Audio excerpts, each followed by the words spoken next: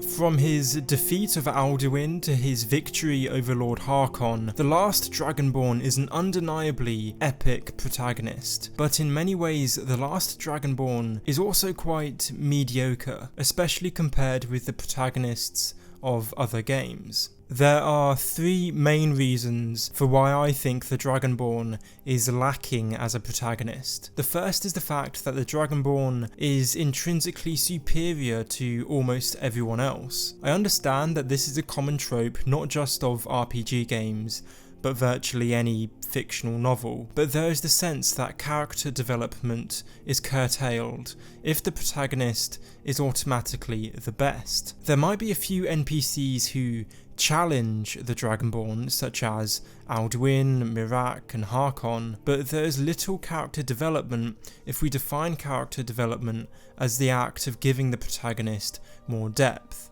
Yes, the player might have to learn Dragonrend and advance his ability to shout, but there's something lost by simply having a protagonist who most people recognise as somehow special and superior to them. As a point of comparison, Kingdom Come Deliverance, which is a far from perfect game by the way, offers the player a protagonist who is no one special. A naive, hot-headed young man, Henry makes countless mistakes in his progression towards becoming a knight. There's a legitimate sense of character development as Henry matures and suffers defeats, whereas with Skyrim there is no such development because the Dragonborn is basically better than everyone else. This brings me to my second point. A key reason why the Dragonborn is a character whose development is curtailed is because the protagonist can never lose by virtue of him being the Dragonborn. I'm speaking in terms of canon here because it might be true that the player loses to a particularly hard boss, but in terms of the narrative, the Dragonborn never really suffers defeat. Although this is something arguably not unique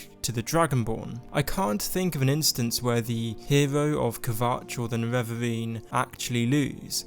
These protagonists might start from positions of adversity, but there isn't the potential for these protagonists to majorly fail along their way to defeating the antagonist. The implication of this, as I alluded to earlier, is that the player does not witness any development in a meaningful way. The Witcher 3, by comparison, offers endings to its quests that are often bittersweet and that the Witcher can learn from. For instance, take the quest Family Matters, where the Witcher is tasked with helping the Bloody Baron's dysfunctional family. No matter what choice Geralt makes, the various endings are hardly happy. If I'm to choose between a greater and lesser evil, I'd rather not choose at all. Usually though, the stakes are just too damn high. Sometimes in choosing a greater evil, you do good, albeit in a small way.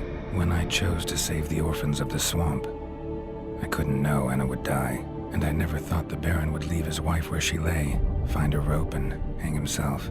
Most times, you make your choice and never look back. In this case, Geralt comes to ruminate on the nature of decision making. Humans can never know the outcome of their actions, and this means the best they can do is simply commit to that which they think is good. Because there are no major hiccups along the Dragonborn's journey to defeat Alduin, there isn't any form of character development as we might witness in a game like The Witcher, because there always seems to be a happy ending. This example from The Witcher not only highlights how an inability to fail detriments the depth of a character, but how the ability of a player to choose the protagonist actions furthers the sense, or perhaps the illusion, that there is no inevitability to the game. The element of choice makes the protagonist seem human, rather than an undeniably epic, but otherwise uninteresting protagonist such as the Dragonborn, where there's virtually no choice. Finally, it could be said that there are natural limitations to having a fully customizable protagonist. Again, this isn't something unique to the Dragonborn per se, but rather something applicable to every major Elder Scrolls game. Although having a fully customizable protagonist has been frequently cited as one of the major strengths of the Elder Scrolls series, because this element of customization better allows for role-playing and engages the imagination more. The fact that the protagonist doesn't have a backstory or a personality means that it's harder for the Dragonborn to form meaningful relationships. Simply look at the Dragonborn's relationships with those such as Delphine or Parthunax. There's no real emotional attachment to those characters and their relationship to the protagonist, because their relationships to the protagonist seem so superficial. No matter how hard you might try, real human beings cannot be a part of this fictional world. We tend to care more about relationships in a game if the protagonist is of that world, namely someone like Geralt of Rivia or Henry of Skalitz in Kingdom Come Deliverance. Humans naturally feel more empathy or antipathy watching two characters interact than if we pretended we ourselves were interacting with an NPC such as Parthunax or Delphine. So how can Bethesda make sure that the Elder Scrolls 6 doesn't end up with a rather dull protagonist? To begin with, I'm not actually entirely convinced that they should have a set, uncustomizable character as the protagonist, because role-playing has become such a large part of the Elder Scrolls series. The benefits of having a customizable lead arguably outweigh the negative effects on character development. However, Bethesda could, nonetheless, allow for greater character development by making the protagonist a fairly ordinary person, and for allowing them not to simply always win, but to fail along their path to success. Perhaps a similar approach to Morrowind, with regard to the notion of the protagonist being fairly normal, can be adopted.